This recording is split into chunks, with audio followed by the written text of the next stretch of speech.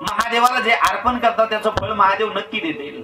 महादेवाला आज प्रदोष आहे ना. आज महादेवाला ऊसाच्या रसामधल्या खिरीचं खूप मोठं महत्व आहे.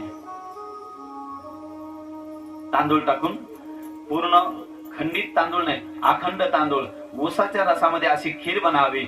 आणि आज प्रदोषाच्या दिवशी महादेवाला ऊसाच्या रसामध्ये बनवलेल्या खिरीचं नैवेद्य जर दिला तर पुराणामध्ये वर्णन आलं, म्हणले ज्याच्या घरी संतती नाही, संतती प्राप्त होईल, वंश वाढत जाईल.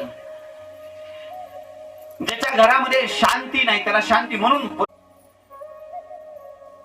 महादेवाला जे अर्पण करतात त्याचं फळ महादेव नक्की देतील. महादेवाला आज प्रदोष आहे ना.